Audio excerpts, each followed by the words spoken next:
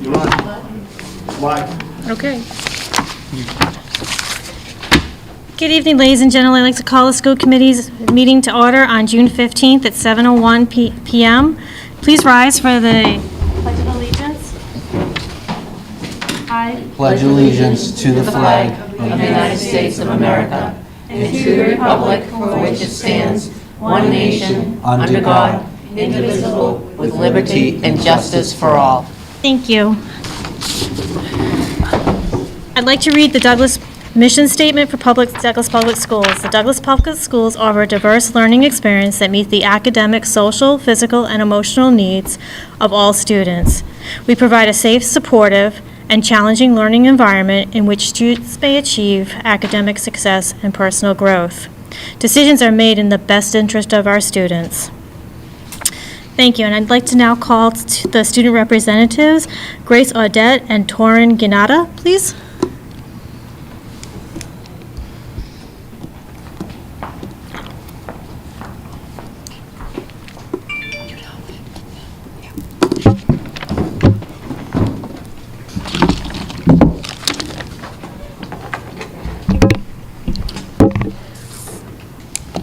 Good evening. My name is Torin Genta, and I'm here with Grace Ardette. We are both student council members from the middle school. 6th grade. A lot of hands-on projects in 6th grade. The students have been working on the Peach Blossom Spring haikus in ELA class. In history, they've been finishing slideshows about ancient civilizations that they chose to work on. The cell projects have just been completed in science, so they started to look at animal and plant cells under the microscope in class. In math, they've been doing a robot project, which has been very exciting for the students. In 7th grade, they are finishing the year strong. In math, they have been learning about angles, and in history, they were taught about Caesar's death. Science class has been focusing on electricity and different types of charges. In literature, they are reading a favorite novel, The Outsiders, and will be comparing the book version to the movie version, with an option to dress as a Grisha or Soch. The 8th graders wrapped up science with an outdoor science project, which calculated speed. In English class, they completed the novel, Nothing But the Truth, about a student's rights in school. The assessment was a Socratic circle where students had to share opinions and discuss both perspectives of the same situation. In math, the students have learned how to complete inequalities, as well as polynomial equations. In civics, they've been working very hard on their project Citizen, which is required to complete 8th grade. This project allows them to identify and attempt to change something in their community that they don't like. Lastly, in Spanish class, they've learned about different types of food and how to order it at a Mexican restaurant. The cooking project gave them a chance to use Spanish to cook a favorite meal and showcase it in a slideshow. This week, 8th graders are busy celebrating their final week at the middle school.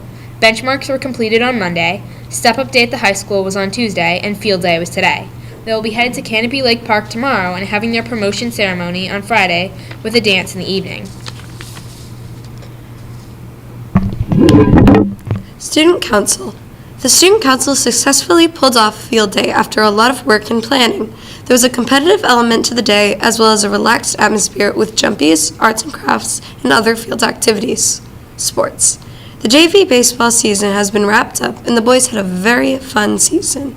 The girls on the softball team had a great run and enjoyed going to the playoffs. They are looking forward to continuing playing next year. Thank you and enjoy your summer. Thank you. Thank you.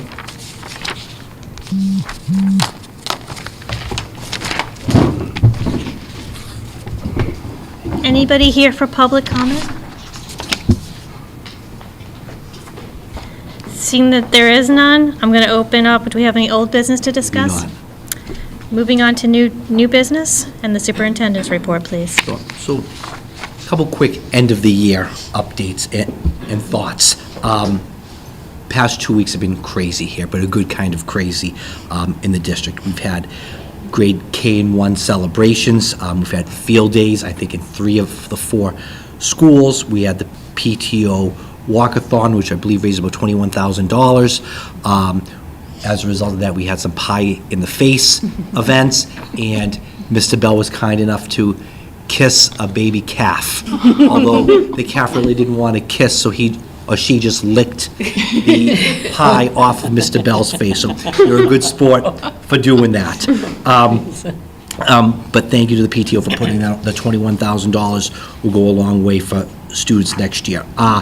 We had a grade 1 step-up day. We've had grade 5 graduation today. Field day at the elementary school. Friday is the annual 5th grade versus staff kickball game. I didn't know this, but I guess last year, a couple of staff members didn't exercise or loosen up enough prior to, we had some pulled muscles. So those people are not, they said they weren't going to be participating this year. Had step-up days. Middle schools had a bunch of outings. They had their field day today. Canopy Lake Park tomorrow.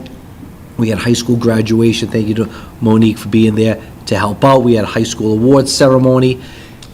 Seniors and high school students are working on final exams. Again, not a complete and exhaustive list, but just a kind of a little an overview of what's been going on here in the district the past week and a half, 2 weeks.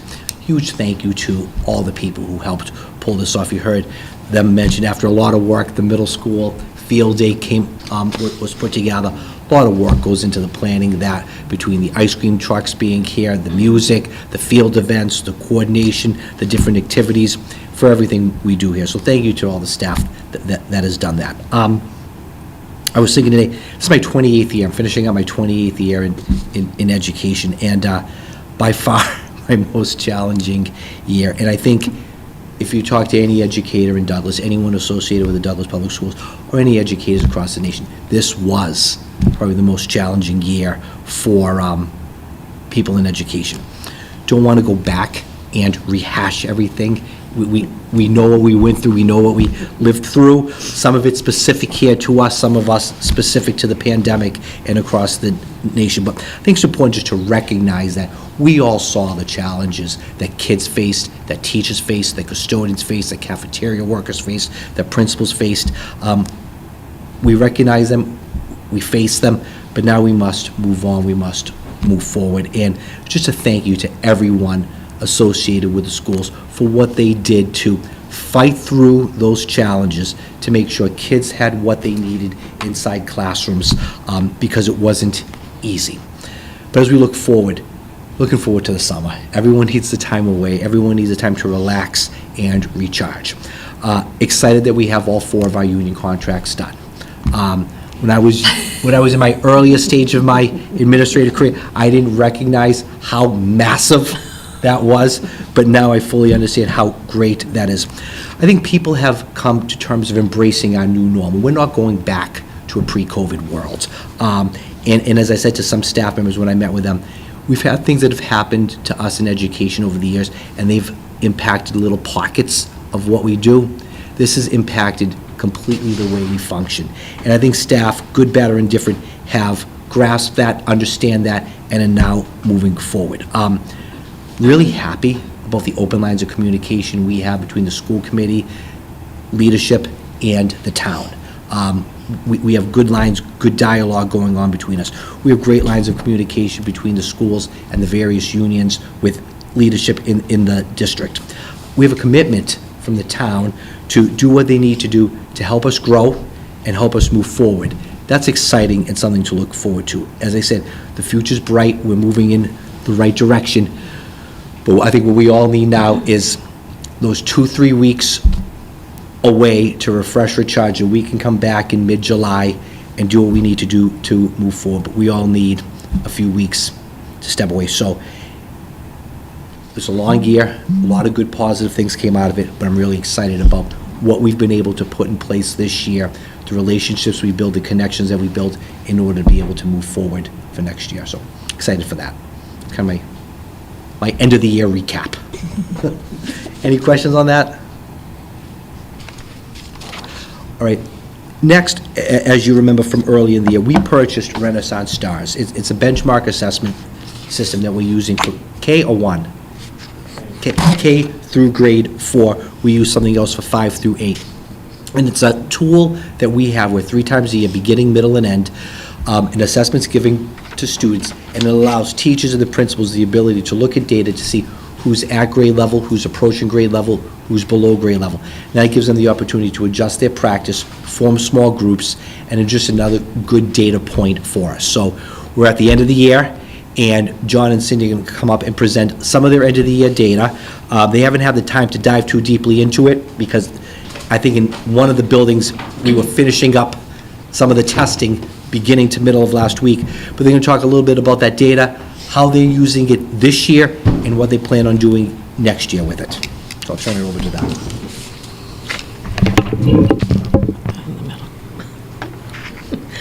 Okay, so we're presenting the same chart that we did at the mid-year so that you can see the comparison from beginning, middle to end. So we'll start with kindergarten. You know that there is no math portion of this for kindergarten. So we're just looking at ELA, and we're really pleased with the growth that we're seeing in kindergarten from the beginning of the year at and above benchmark 49% to 81% at the end of the year. So we couldn't ask for, more there. See, before you go on, I Yep. don't know if you have it with, just for a point of reference, a framework, how many total kids were there in K, and how many were there at benchmark? Because with such a small sample size, 2 or 3 kids can significantly skew. Do you have that for K? or I do you have- didn't do it for K, I did it for 1. Okay, so hold that question until we get to grade Yes. 1. I mean, I can tell you there were 80 kindergarten students that we tested, but as far as the actual numbers, no. So moving into grade 1, ELA, so at first I looked at it and I was in a panic mode when I saw that on watch, end of the year went to 17%. And then after I looked at it and I said, okay, well, let's look at the numbers now, let's talk about the real data here. On watch means that it's slightly below, at, or above, so that could mean 1 question or 2. It's similar to an MCAS, where it could be that 1 or 2 points that put them down in that category. Not making an excuse, but it could happen. When you look at across, and I take your top 2 categories and combine them, beginning of the year would be 84% of the students were in the top, 88% mid-year, and 90% at the end of the year. We're still concerned with that 17%, so that's where we really want to put a focus on and look more into where are those skills, what's missing. If you're talking students, we're talking about only 7 students that were in the intervention or urgent intervention at the end of the year out of 67 students. So 50 were in the at or above, 10 are in the on watch, 4 intervention, and 3 urgent intervention. So there's really 7 that are in the bottom 2. And that's a small class, so when you have small numbers, 1 student, 2 students can really affect your percentages. Can I ask you a question, Sure. Cindy? Is there any way to know if those children already have services in place or no? We know who they are, so yes, some of them do have services, some of them are on IEPs in that group of 7, Okay. Perfect, thank you. yes. My other question is, if I can, do we look also to see if it's, if it's an anomaly, like the vast majority of the kids missed that entire question, so we need to go back and refresh? That's where we're not there yet. We just haven't had the time to get into those reports. So when we go further on how we're going to do that with the teachers, then we have some things that we can talk about there. With this assessment, each kid doesn't get the same questions. It's adaptive. So if they get a question right, they get a harder question. If they get a question wrong, they get an easier question. So it's hard to compare the questions themselves, but we can look at standards and drill in that way to say, this standard is the standard that they struggled with, or this one, or this was a strength for them. In grade 1 math, I think that looks pretty consistent, what we were thinking across the board. Any questions on I think it's grade 1? important to remember when we take these, so at the beginning of the year, the standard is, we're comparing like the first grade scores, and so beginning of the year first grader, we're comparing it to all the beginning of the year first graders in the whole country. At the end of the year, we're comparing it to all the kids at the end of the year. So if they were in the 50th percentile at the beginning of the year and the 50th percentile at the end of the year, that means they made the right amount of growth as they went through the year. So kids shouldn't be moving up and down categories too much unless we're doing a really good job to close that gap, or we're not doing a great job and the gap's getting bigger. Does that make sense? So the numbers should be consistent if the kids are making the growth they're supposed to be making. Did they give you guys any, like, obviously, this was our first year of using this testing, so you don't have anything to compare it to, but do they give you any kind of guidance on what they would expect for percentages for each category, or is it really variable? Not percentages and categories, for each individual student and for like classes, it'll give projected growth. So if the student scored, the scaled score that they get is like a 225. If they scored that at the beginning of the year, it'll say at the end of the year that it should be a 242 kind of thing. So we can look at what that projection is, and we can look at where the student went. And if they didn't meet that projection, that's a good talking point for us with our staff to say, why aren't they making that growth that that kids typically in that range are making? Thank you. And are parents going to get these reports? Parents get these reports, and when do they get the reports? They went out Friday. Yep, the reports went home Friday. And they don't look like this necessarily, they're Right. the individual student reports that say where your own child's performing. Should just let you guys talk. Sorry. All right, so, go ahead. Well, okay, so parents have the reports, is that what you're saying? Parents should have They them went Should home come on Friday. both, in both schools? In the middle school? No, primary and elementary. Elementary. Yeah. Only up to fourth grade also. Right. Okay. All right, so with second grade, similar data, we saw lots of growth, with all of our grades, we saw lots of growth between beginning of the year and mid-year, and it was pretty consistent from mid-year to end of the year where the kids were. So, I mean, just almost identical in second grade with the ELA, and just one student change in the math in second grade. And then with third grade, again, fairly consistent data. It's one or two students switching categories, but for the most part, we're right around in that same range that we were in. And for fourth grade, we actually saw some significant growth, which is great. It's pretty consistent from the beginning of the year, mid-year, end of year, growing. A couple kids bumping up levels each time, which is exciting. Any questions on that before we go into kind of how we're going to use it? Just curious, and I know you haven't gotten there yet, but it would be really interesting to see the ST Math scores and how they kind of So coincide. that's really interesting. So we're actually working with ST Math right now, and what they're going to do is they're going to do a correlation with our STAR data, and they're going to compare it to the usage that kids have with ST Math, and we're going to be able to see if those kids that are using ST Math more are making, obviously it's just going to be on the math scores, but it'll show, is there a correlation between the ST Math usage and how they're performing on the STAR assessment. So Mr. Calabrese is trying to upload the data. We're having some glitches with it, so I'm going to help him with that. We're going to probably wait till after school's out to do that because we'll have a little bit more time. But because we have to upload the data in the right format, but once we do that, then they can do the correlation for us, and we'll have some great information to share with staff. That's awesome, thank you. All right. Wasn't doing that with MCAS as well. They're, no, just with STAR. Just- Yep. All right, so how are we using the end of the year data? Obviously, it was great for helping us just have that last data point before we made class lists. And class lists are a complicated process, but we really do try to balance the classes with all the different various needs. And it was nice to have this data point as another way to kind of just make sure we're making the classes evenly loaded up. It also is helping us with Title I placement. The Title I teachers send reports at the end of the year to kind of update progress, and this is one of the data points that they use. But then it also, we're going to test the kids at the beginning of the year next year, so we'll use this data point along with the beginning of the year data point to identify which kids will get Title I next year. We shared the data with the parents, like I said, through each parent should have got their student report home last Friday. And we also are sharing the information with their upcoming teachers, so they have that as another data point to start the year out.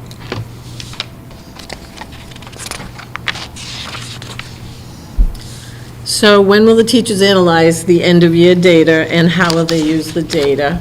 So we have 2 professional development days at the beginning of the school year, so we're hoping to set aside some time for the teachers to meet and then to start diving in. We're able to tell who, of course, is in those categories, so we can run different reports, and we're still learning. I mean, we haven't even gotten into some of these reports. We're still getting professional development ourselves on these, but they do have a report. It's called an instructional planning report, and each student is identified in the intervention or urgent intervention or on watch, and it lists all their focus skills. So we can take those students, line them up and say, did they all have difficulty with this one skill? Or is it just isolated with, one student? So there's where the analysis is going to come in with the underperforming students. There's also another report, and it will tell you how much time they took on the test. So we'll know if they just rushed through it and said, I'm done, and sometimes kids do that. So as much as the teachers are walking around the room and encouraging, and it happens. So there are all these different reports that we just really need to have the time to sit down and look at it. We also want to look at our curriculum maps. Where do we teach that skill once we know? Is there a weakness there? Was it a new skill? Was it a retaught skill from, say, K to 1 to 2? Things like that would have an impact on how we move forward with our curriculum. Do we need to change our sequence and our scope of the skills? Is it something we didn't touch upon? And so on. So all that should take place in the beginning of the year. Is there anything you want to add to that? Are there conversations about how the curriculum that's being used is serving? So I think that's what Cindy was saying with when we look at the data next fall, the teachers are going to be looking at their previous year's data, and it's like a reflection kind of thing. We were supposed to teach all these standards over the course of the year, and here's how our students did on it, and where are those gaps. And if we see across the board that fluency is not being addressed, second grade, third grade, fourth grade, fluency is an issue in all of those, then we need to look at our practice and say, well, what are we doing with fluency? How are we addressing that? And if our resources go math, and it's not addressing the needs that the kids have with measurement or data or whatever those areas might be, then we need to either supplement with additional resources, or we need to say, is this the right resource for us? If we're seeing across the board it's not hitting those key points, then we're always doing that. We're looking at a resource to say, is this resource still meeting the needs that our kids have? And we do the same thing with reading. Right. There's also a report that you can run on all of the standards, which standards are weak for that particular group of students. So something else that is not shown here, and it would only show up on an individual student report, is a CBM, and that's a curriculum-based measure, and they're 1 minute, and the teachers can administer them. Title I uses them for progress monitoring to see if an intervention that they implemented is working. So they have started those, at least in grade 1, in February, and they've been doing the fluency, the oral reading, and they said every student has made growth. But it's not something we can put into a chart. It doesn't run a report like that. But parents should be able to see that. I just want to comment on one thing, because it's always been a comment that I've had since I've been on school committee, is the kids that do above benchmark. Like, I see them actually grouped together, which I find very interesting, so we don't get to see who really excels and then who's just where they need to be. And it sounds like we have a lot of focus on kids that struggle, but what about those kids that really do excel? Is there stuff for them? Because it sounds like classes now, if you have 10 gifted students, it was always a conversation, they get separated, and then it's maybe 2 here, 2 here, and I feel like they always get forgotten.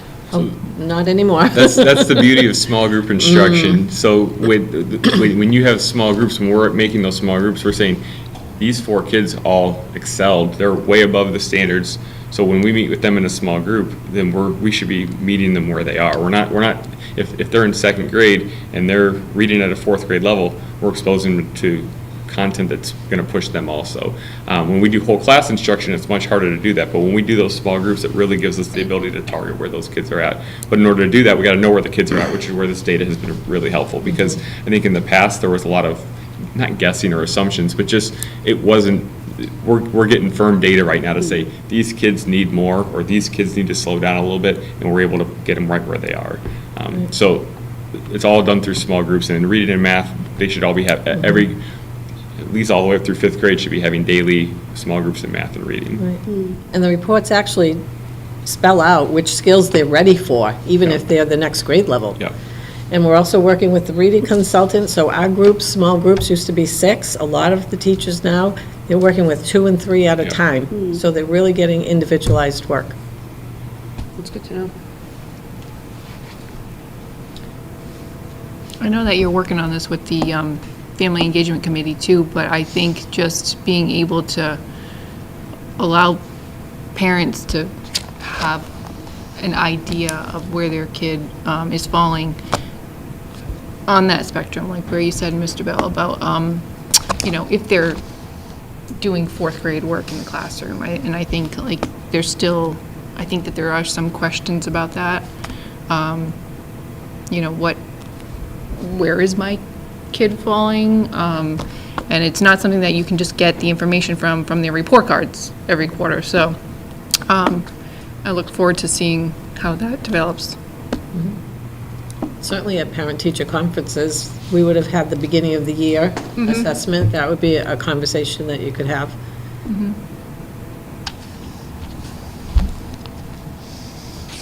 Any other questions? Do these reports give any activities that the families could do at home? Don't think that it does. What was the question? Do the reports we send home have anything that the families can use to help at home? I don't think. Teacher activities, right, but they don't have. I think I'm trying to remember the word. It gives some, like, if your kid is in this range, this is what that means, but it doesn't give. Right.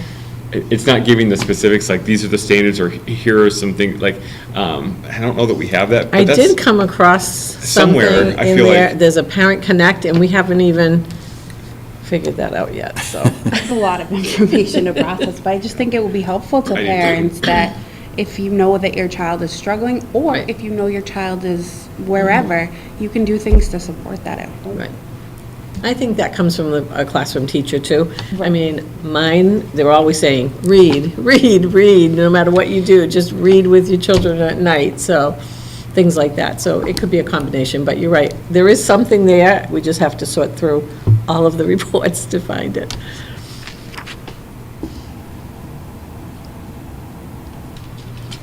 Well, I truly appreciate, I think this program sounds like if it comes to be what we think it's going to be, will be a great assessment for all the kids to find out where they actually place, and it gives involvement for parents to know what they can do. It's that next piece is what can parents do aside from reading?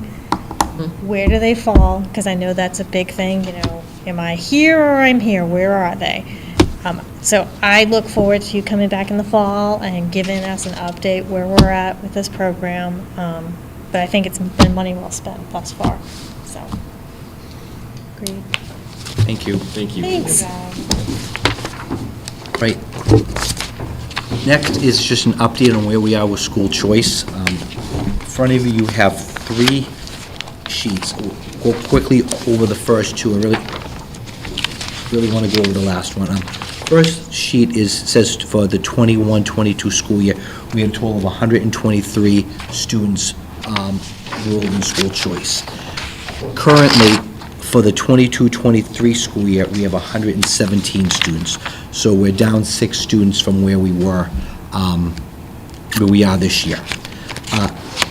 The sheet that I want to focus in on that we're using as a guide is the third sheet to kind of create a snapshot of what numbers are and what we have left for availability in each of the grades. So that second column says 21-22 total, tells you how many school choice students by grade we have. The 22-23 total tells you how many school choice students we have by grade for the next year. The difference from the last year shows, for instance, if you look at the 3rd grade in 21-22, we had 8, and in the 4th grade, 22-23, we have 9. That represents that 1. So that cohort of students from the 3rd grade to the 4th grade, we had an increase of 1 student. The 4th column has that change per grade from one year to the next year. So if you look at grade 1, this year we had 6 choice students. Next year we have projected 5, so we're down 1 student. The last 2 columns are what we have for approved totals for the 22-23 school year and what we still have available for slots for the year. So in first grade, for instance, we approved 4 slots. We have 2 that have been approved. We have 2 opened. In the second grade, we had 9 approved slots, so we have 5 that are approved, 4 total. In grades 3 and 6, we ended up closing those because of numbers, so we haven't accepted any school choice students in grades 3 and 6, and then you can go through the rest of the chart. But we actually had, in grade 7, that's the other grade that we have reached our capacity at. So this kind of provides a snapshot of where we are in mid-June in terms of school choice and openings. Obviously, we have to take into account people move into the district, people move out of the district, we have some new development, you have real estate, you have a variety of factors, but we'll continue to monitor this throughout the summer, and my recommendation would be in August for us to take another look at this and decide whether or not we close school choice at any given point, or we continue. We usually continue through October 1 for K to 8, and then through November 1 for 9 through 12. But it'll give us, in another 6 weeks, the opportunity to look at things again.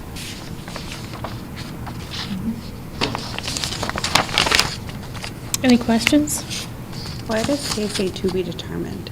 Because we still don't know for enrollment who's coming. Gotcha. So once Okay. Cindy knows and has, what month do you usually, okay, so with the eye roll, that means she doesn't. So They keep coming all summer long. Yeah, Yeah, yeah, September 1, maybe? they're right to the last minute. I guess. yeah. Yeah, okay. That's what I figured.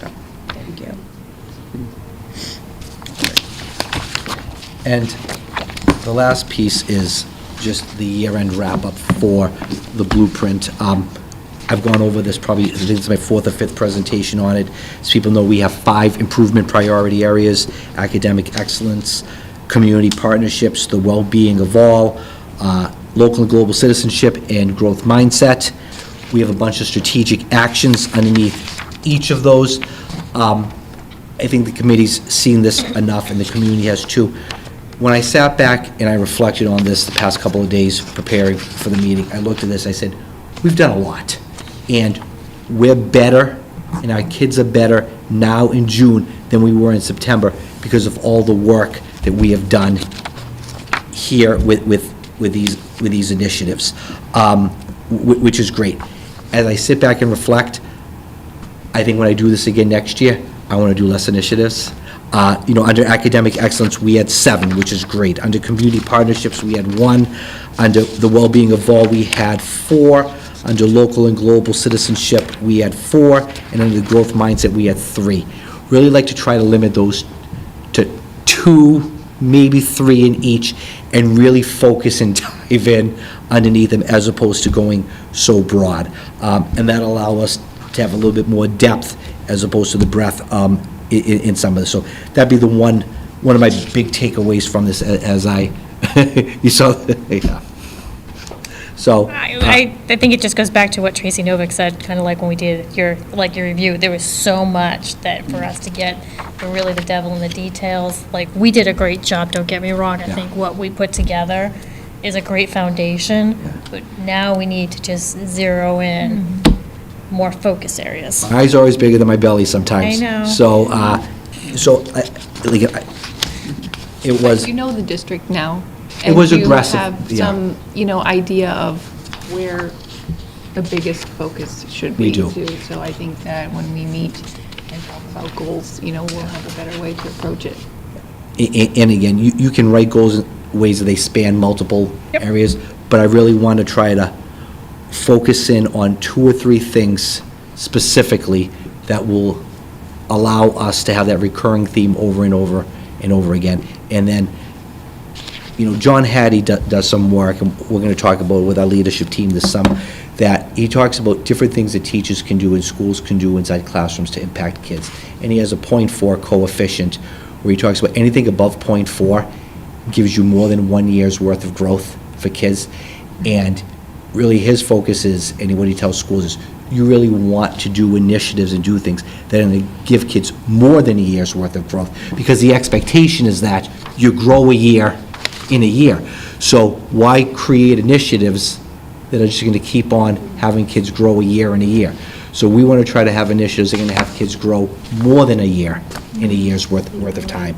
So that's going to be the focus as we create this blueprint for next year's, how are we going to do things that are going to give us, or at least strive to give us, more than a year's worth of growth.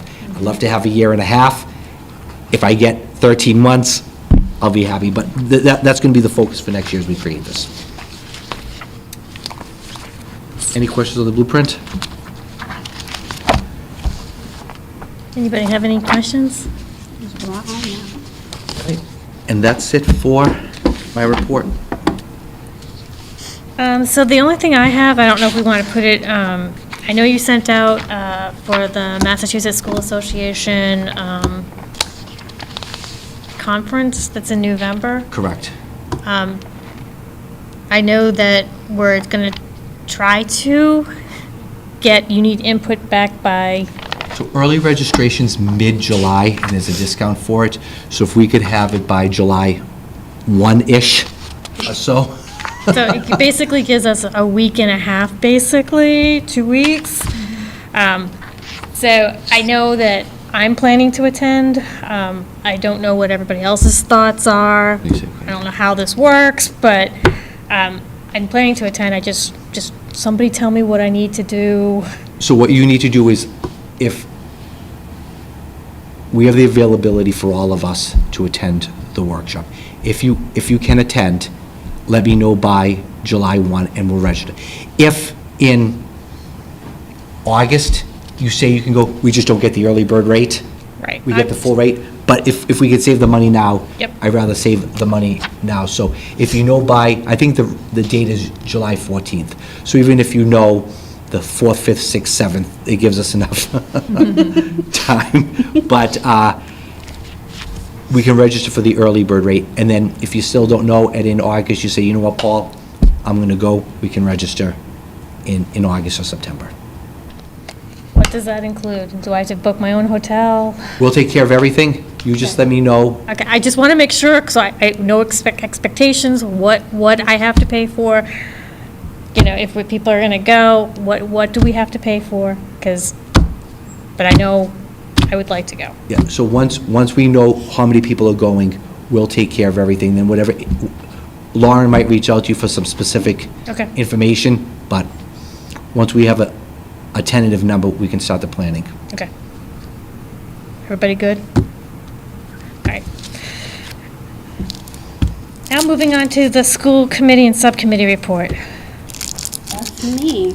So I signed warrant 50 SCH22, warrant date 6/9, for a total of 9 batches, and a total dollar amount of $249,987.29, as well as warrant 49 SCH22, warrant date of 6/2/22, a total batch of 11, and a total dollar amount of $415,812.84, and saw no concerns or nothing to worry about.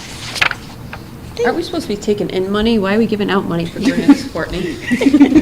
Out of curiosity. You see how those batches say that they're grants?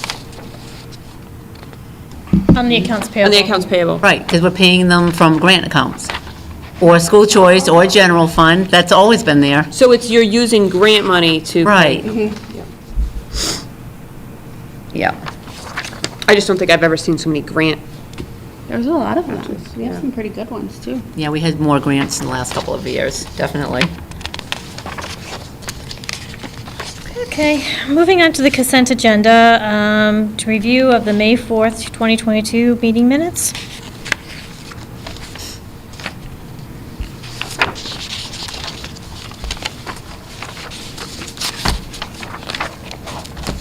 This is the last meeting before Lisa and Becky stepped down.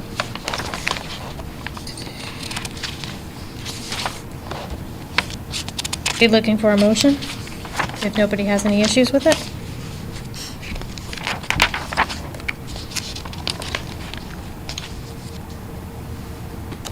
I move to accept the meeting minutes of May 4th, 2022. Motion made by Julie, seconded by I'll second. seconded by Beth. All those in favor? Aye. All those opposed? All those abstained? Thank you. Next is the dates for the school committee summer retreat.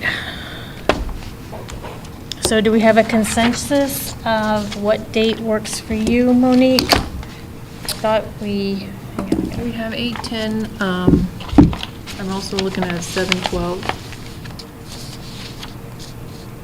August 10th? Or 7/12? Where is it gonna be? What date did you have? I think, well, I had originally sent out 8:10, and I'm looking 7:12 may also work. So you said 8/10, August 10th? And what was the other one? 7:12? The 12th, I'm at the MASS conference. So the 10th, Does August 10th work for? all right. August 10th? It is. Okay. We're starting at 9 or 8 or? Let's talk offline, you and I, Heather, that we can kind of plan and craft an agenda for what we need. Do we need 2 hours? Do we need 3 hours? Do we need 6 hours?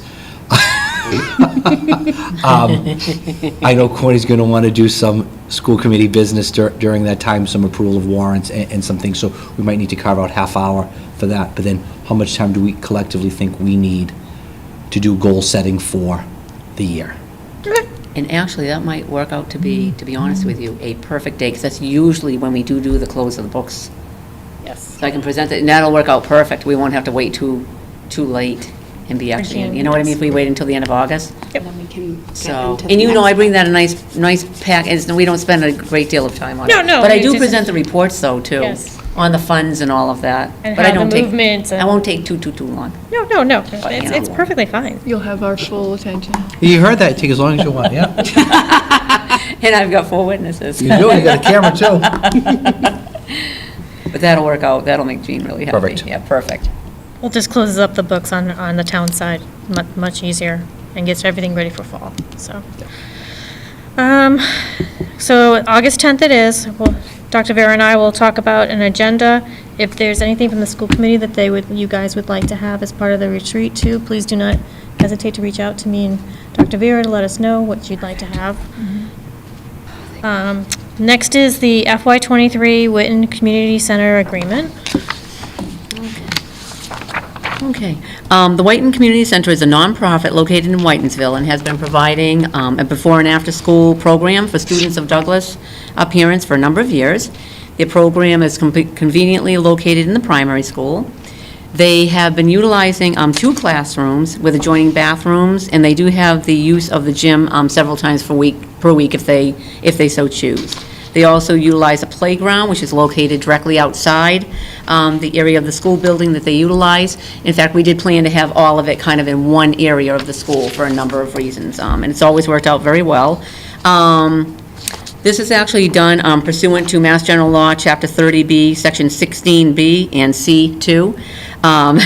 So I actually had to, and I did, because it's been a number of years since we actually looked at this, and a while back I contacted the Inspector General's office regarding this whole thing from a procurement perspective, and you have to basically review some other area school districts. They did tell me that it would be hard to come up with something that to really compare it to, but I did actually find 2 local school districts that do something similar. So I was able to look at that and the square footage and do the prorated, and we're nowhere near the threshold for requiring any other process. So, and the other process that we could use, because they're a nonprofit, is do a grant agreement with them, but it's just not necessary. One of the things that we did do is I meet with Heather Elster, who is the director there at Whiten Community Center, and we have been charging a fee of $6,500 per year, and we did increase it, did I put it on here? No. It was a few years back. But I did, with the increase in costs and things, they did agree. I recommended the fee of $10,000, and they did agree. they, wanted a little bit of time, and but we don't start until the fall. So that worked out fine. And the revenue received is, can only be spent on facilities needs within the primary school, and that's what we use it for. So I thought that was good, especially with the way things have been with increase in costs and things of that nature. So I didn't know first if, do any of you have any questions regarding the program or anything? Yep, they've been great to work with and everything. And I do have some language on there for recommendation for the motion language. So I would like to move to approve the Whiten Community Center license fee of $10,000 for 2022 to 2023 school year for the use of the Douglas Primary School for the before and after school care program. Motion made by Julie, seconded by? Okay. So, I don't know if I missed this, but what is the increase going to be used for? Oh, it can only be used for facilities, Right, but over the $6,500? no, any money we receive from Whiten Community Center, it goes into a revolving fund. It can only be used for the primary school. In other words, for facilities needs. Use the facilities there. Would you use it for fuel if you had to? Yeah, but we actually try to use it for, because it's kind of, it's not a lot of income. We just get it from this one source. We try to use it for something that's, for lack of a better word, everything has value, but for something, Okay, so this is bigger what- than that. But maybe a fixed asset type thing, if we could, because especially Fixing with we having a little bit more money. equipment or something Right, like that. right, or maybe cafeteria tables or something like So that, which we're in but desperate need of. We're increasing the fee. Mm-hmm.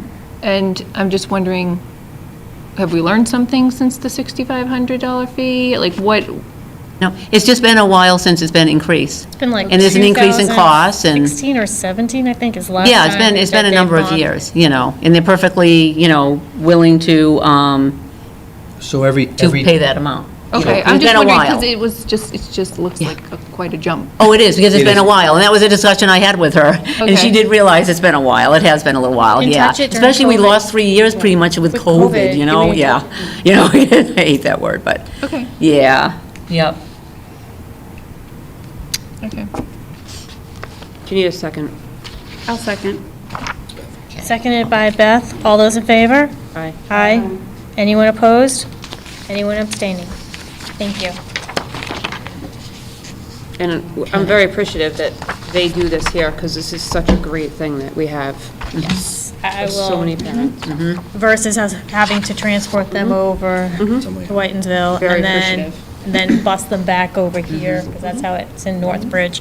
And they have a good program. I Right. mean, And they're a nonprofit, so it's not like we're in, it's a nonprofit, so. It's a nice little, But it is And nice, they, yeah. I mean, in the 2 years I've worked, they've been fantastic. We have a question, they email us right back, there's concern, they're so responsive, they're so attentive, they've been great with families, so they've been a great partner with us.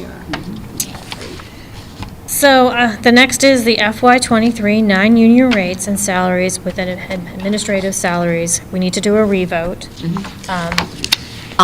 Courtney's going to discuss Yeah, about it. yeah. And I have the motion in front of me, Okay. so whoever wants to make the motion, I have the verbiage. Okay. All Okay. yours. All right, thank you, Heather. So yes, we did bring the administrative, which is the first sheet, and we did bring the assistants for both the superintendent's office and our office, and also the secretarial and technology staff view. What we didn't do, which we've always done in the past, is we usually do them all together, is Paul and I wanted more discussion about, because you know how we've all been struggling with the substitute rates. And there has been some discussion and question from both the school committee and internally too, trying to obtain anyone, at all for some of the substitute positions. So, we realized, we received an email from Tara regarding the summer program, special education summer program. They weren't finding not one single person. So then, and I apologize for the late, but we really wanted to make sure we got the summer program off on a good footing. But the other thing is, to be perfectly honest with you, at least tonight, we're presenting it all in one package. It's all in one package like we always do, and in the format that Jean and I and Ellen need it for doing payroll and everything, so it's all very clear. Where the other document that we presented to you on the 1st we had to have that discussion first, so that was part of it. So it was more of a presentation document than it was for a formal kind of a document that we use for payroll as well. So the only changes on the first page for administration is I changed the current sped coordinator is resigning as of July 29th, 2022. We before thought it was the end of the year, but that's the only change there. No changes on the second page, except for the fact that it did say new hire, and it had up to 56. But I'm very happy to announce that I do have a new hire, and she will be beginning on June 27th. So I did put the figure in there for that position, and we're really looking forward to that. On the third page, and that's for the secretarial, which we've changed to administrative assistant, and the technology staff. It's just the same as far as, it was 1.50, which was presented by Paul at the last meeting. The first 3 steps is an increase of 1.5%, and the third step, we added a 4th step, I should say, I'm sorry, and that was at 3%. But I did have a formula error in there, so this sheet has been updated. So that was for all of those positions, for the first 3 steps, 1.50% increase over FY '22, and we added a 4th step, and the 4th step is an increase of 3% over FY '22. And I did add the notes at the bottom reflecting that as well. So as far as the new presentation of material is the next 2 pages. So starting with the tutors, that has not changed, that remains the same. One of the bigger changes, and I know this was a concern of the school committee and has been brought up a number of times, for FY '23, we are recommending for the teacher day-to-day and the 1 through 5 days for long-term, an increase from $85 per day to $100 per day. For teacher long-term, 6 to 30 days, an increase from $100 to $120 per day. Teacher long-term, 31 to 60 days, an increase from $115 to $130 per day, and teacher long-term 61-plus days, an increase from $130 a day to $140 a day. And that is, pretty close and on par with the area. I mean, it really was quite low. We haven't really updated, as you can see on the sheet, since 2019, and we did add that category, at least day-to-day in that long-term. We did do that, but it's been a number of years. I think we've all known it has been a systemic problem here, and we do need to have staff in front of our students on a consistent basis and not have the schools each having to struggle with it.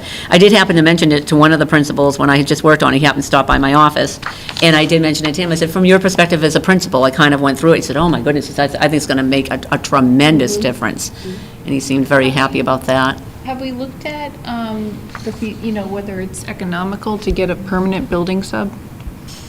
Yeah, that's been asked of me. I do have, how shall I say this? I do have experience with that in another district, and what I found was, and what I brought to the attention of the superintendent in this particular district, is we were spending $255,000, and what they were doing was collating papers and doing copies in the office.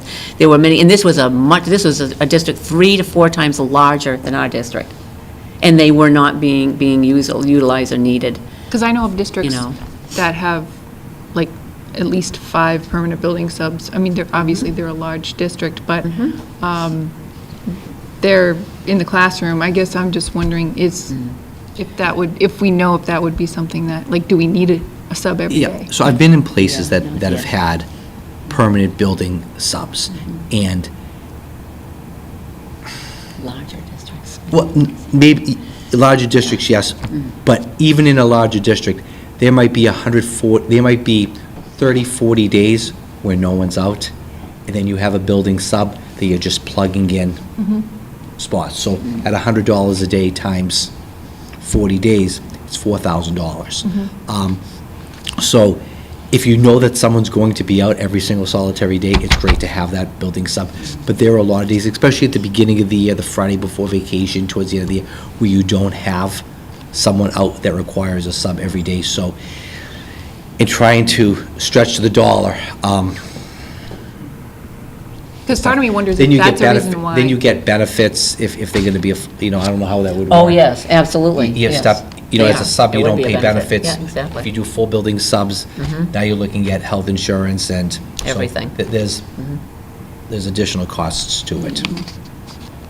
Because part of me wonders if that's the reason why it's hard to get a sub too, you know? It was If there's the not- rate. It's the It's the rate. rate. It's the rate. Oh, I agree that, that initial rate, yeah, definitely, but, you know, are there a lot of people out there that are waiting for a phone call to come in day to day? No, typically so each building has their 1, 2, 3 people who, they know who they have.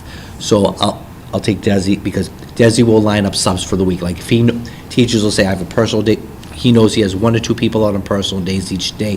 He knows he has people who are out sick, he knows people who are on medical, he knows people out on conferences. So he has a book where he can look ahead for a week. So if I'm the sub that usually works at the high school, he'll book me out 2 weeks ahead of time and just have me booked out. So he'll do that for his people. Where his struggle is, where, okay, I know I have 5 people out, I have 3 subs that I can count on every day, but now I have to start calling down the list because I have 3, but now I have to fill those 2 slots, and then he has all the people that are calling in the night before and the morning of. So that's a tricky part. But the consistent people who are here every day, we have them. There's not a lot of them, but we have our, we have our 1, 2 subs per building. All right. How about the teacher long-term 6 to 30 days, does that person have to be credentialed? So under 90 days, no. Okay. Over 90 days, you're supposed to evaluate them and have them certified. So what do we do in the district? What do we do so if we can find a certified, if we know a teacher's gonna be out for an extended period of time, we go and we try to find a certified teacher to put in Start there. with. If we can't find a certified teacher, we try to put someone in there who can at least fill the role. Sometimes we just can't find a certified teacher. There aren't too many instances where we have people out for 90 to 100 days. That's obviously over half the year. But if you're over 90 days, you're supposed to put them through a mentoring program. You're supposed to evaluate them. But under 90, they're a long-term sub. Obviously, we want people in there who are certified, even if it's for 30 to 45 days. It's tricky to find. You know, I'll go to what I know high school. Tough to find a physics teacher for 30 days to do it. Yeah. I don't want to say it's tough. It's almost impossible. Yeah, for some of those areas. Are there any other questions on the teacher sub category? Okay. And on the, after that, we have the school secretary substitute, the para substitute, and the ABA substitute as well. And as you can see, those rates have been really, really low, and it's been really difficult to find anyone. And I also concurrently wanted to get it closer to minimum wage. Now, we are not required by law to pay minimum wage, but that's not the point, because obviously, even though we're not required, you need to be somewhat competitive. You can't keep saying, we're not required to pay minimum wage. Well, that's great, except you won't get anybody, so. Them with some of our most vulnerable kids or, you know. Yeah. So, and again, I had kind of checked around, and this seems like it would be a more palatable tool for us being able to obtain some staff as well. And that was the goal. You know, we're trying to make these, you know, we've been doing kind of a lot of it lately, you know, job descriptions, evaluations, and we're looking at rate, we're trying to do, you know, so that we can really move forward and get a lot of things done. I think we all want going forward, but are there any questions on those rates? Yeah, so does my title as secretary have to change too? I don't want to be an administrative assistant. I like being a secretary for school committee. Oh, well, that would be something you would have to bring before your board, your committee, I like your the committee. title secretary. I'm just saying that. Look what because I we started. changed all the titles. What's your question, Beth? Do we even have a lot of substitute school secretaries? Oh, we do, well, actually, secretaries, we haven't had as many in 2 of the buildings, because we That's do what I'm have still Heather. calling them, right? We I'm do still- have, well, the school year ones are still secretary, school Secretaries. year, but the full year are, Administrative. yes, assistants. So for the, we have had them at times, absolutely. Middle schools had a But- few this year. Yeah. One person who's come in when the secretary has been out, but the high school has 3, so they're Yeah, able so to they can- shuffle. right, exactly. And then with Heather Goslin coming in, if Laura's out or if Penny's out, she She's there the usually whole goes day, yeah. and covers. So there really hasn't been. Primary, we've had a few over there. So, There's nobody coming. But it's really more the paraprofessional and ABAs. No, It really we- is. But we do have that category of school secretary sub, but luckily, we don't have to use it that often, which is a good thing. Knock on wood. Well, I think it's a step in the right direction for substitutes. I think that's key, to really, the salaries are critical. I mean, look, 11, 12. Yeah, yeah. And we did increase that $1, you see, I was trying, that was like a stopgap that I recommended. Back then was when Kevin Maines was here, and we realized, we all knew, what we need to do. And we've done the DESPA agreement, where I think we've done a lot of, even with COVID, we really have gotten a lot done. I really feel we've done a lot of positive things as a district. And we're still doing them, and we're going to continue to do them, so moving in the right direction. Does anyone have any other questions in that category? Okay, and then the nurse sub, no changes there. So I'll be looking for a motion. Oh, and then there's the last page for the summer program. Okay. Which is really what started the whole thing, but, so there's no change in the rates for all of the top 5 positions there: teachers, occupational therapist, physical therapist, nurse and tutor, and the teacher substitute, those all remain the same there. And then, as always, the ABAs and paras that currently work here, they are always paid the rate from their prior school year. So that's there. And the only update is the same rates on the prior page: paraprofessional substitute from 11 to 14, and ABA from 12 to 15. Any questions? Nope. All set. Be looking for a motion. Oh, I'll make it. Julie? I move to rescind the vote of June 1st, 2022, and approve the fiscal year 2023 administrative salaries and non-union salaries and rates as presented this evening. Administrative COLA is 2% increase. Central office, business office assistants COLA is 3% increase. Administrative assistant secretarial technology staff COLA is 1.5% for steps 1 to 3, and an additional step 4 was added with a COLA of 3% over fiscal year 2022 rate. Ooh. Tutor hourly rates remain the same at $20 per hour for bachelor's degree and $25 per hour for master's degree. Teacher substitute rates are increased to $100 per day for day-to-day, 1 to 5 days for long-term, $120 per day for long-term, 6 to 30 days, $130 per day for long-term, 31 to 60 days, and $140 per day for long-term, 61 plus days. School secretarial substitute rate increased to $14 per hour, paraprofessional substitute rate increased to $14 per hour, ABA substitute rate increased to $15 per hour, and nurse sub rate remains at $140 per day. And finally, the summer program rates remain the same for teachers, occupational therapists, physical therapists, and nurse at $35 per hour, and tutor and teacher substitutes at $25 per hour.